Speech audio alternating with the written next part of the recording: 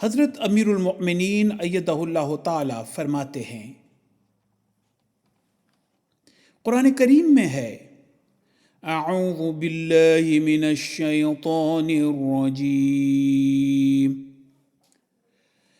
بسم اللہ الرحمن الرحیم، یا ایہا الناس اعبدوا ربکم الذی خلقکم والذین من قبلکم لعلکم تتقون۔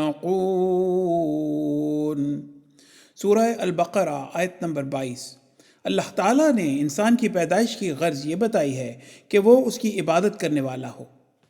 قرآن کریم میں اللہ تعالیٰ نے متعدد بار اس بارے میں حکم فرمایا ہے۔ یہ آیت جو میں نے تلاوت کی ہے، اس میں اللہ تعالیٰ فرماتا ہے کہ اے لوگو، اپنے پیدا کرنے والے رب کی عبادت کرو۔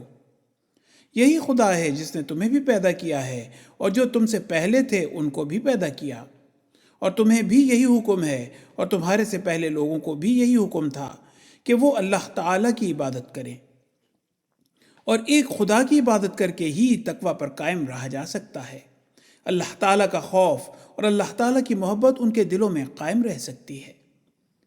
لیکن پہلوں نے اس حکم کو بھلا دیا، وہ ایک خدا کی بجائے کئی خداؤں کی عبادت کرنے لگ گئے۔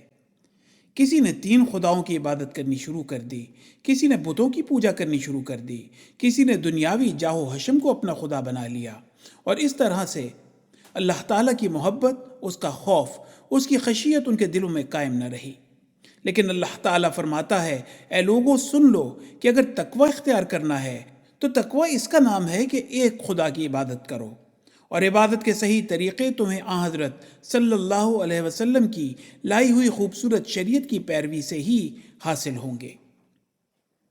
لیکن یاد رکھیں کہ حضرت صلی اللہ علیہ وسلم نے بھی فرما دیا تھا کہ ایک زمانے کے بعد مسلمان بھی اس کو سمجھنے میں غلطی کریں گے اور اللہ تعالیٰ کے بتائے ہوئے حکموں کو صحیح طور پر نہیں سمجھ سکیں گے۔ بعض ایسی حرکتیں کرنے لگ جائیں گے جن سے ظاہر ہو کہ وہ عباد الرحمن نہیں رہے۔